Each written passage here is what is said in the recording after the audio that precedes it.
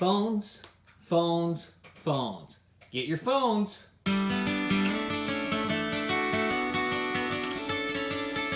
I'm getting ready to start production on the Roby Project.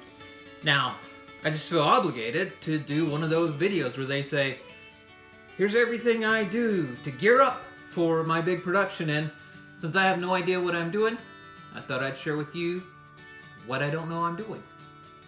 My original thought was to pull a Soderbergh and shoot the whole thing on iPhones. Now, right now, I'm shooting on my iPhone 6. I know, it's almost 2020. Why am I still on a 6? I get it. If I had a 10, that'd be awesome. If, Apple wants to send me a 10. Anyway, the original premise was to shoot the key footage on my iPhone 6. Then on my iPhone 5, shoot backup footage. And on my iPhone 4, do audio. And I don't know why I was taking my iPhone 3, but can I just say I love this phone? I wish I could actually still use this phone.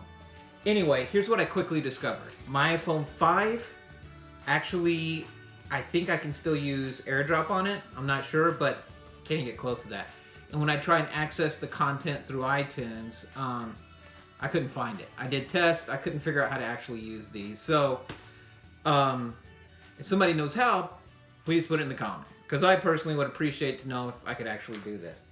They had this really cool idea, which I might still do with my iPhone 5, is you can take an old pair of earbuds, but then you cut off the extra earbud, and you cut it off at the mic, and it still works. I tested it, and if I would have charged my iPhone 5, I could actually cut and show you the difference, but, Anyway, so I went down this path and explored it, and I even bought those little lens packages you can buy. You want to see?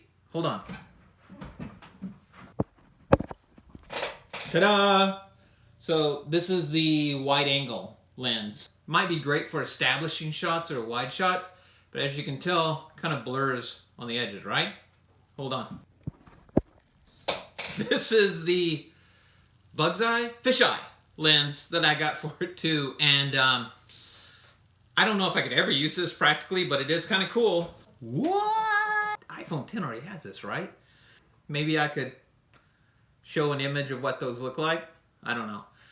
The other thing that I have that I think is critical is a little tripod. I think that's going to be important when you're shooting. I've got one of those little flex ones. Again, if I can figure out how to do it, I'll show you.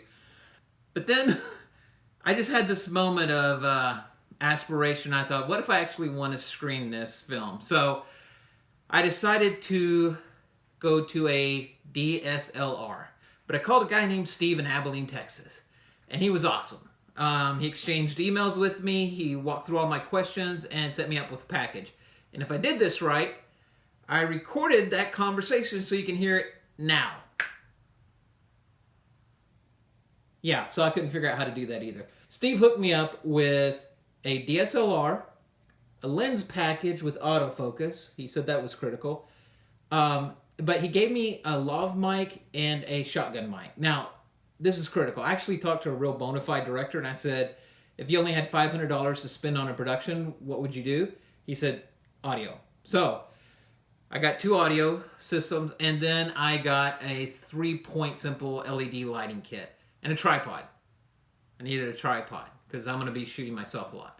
But again, now I have the ability to shoot in high def or in 4K even, I think. So if I blow it up real big, hopefully it'll hold up. The reason I'm doing these on my iPhone is I'm cheap. Let's get that on the record. The other reason is since most of these are going to be watched on a phone or on a laptop, the resolution on my handy dandy iPhone 6, which could be upgraded with a sponsorship, I think is going to work out fine.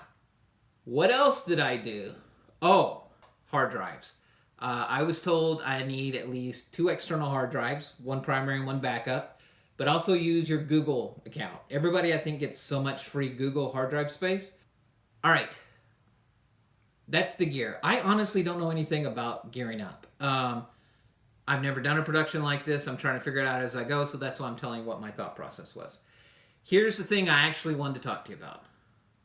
Story. Maybe obvious, but I think the most important thing to do at this point, and something that I did, is write a one-page essay at what you hope to accomplish with this film. Even if you're just planning on doing a documentary short about hot sauce or hot rods, it doesn't matter. Because when you decide to pick up a camera and point it at something, you have an agenda. You may not think you have an agenda, but you have an agenda and something you hope to accomplish.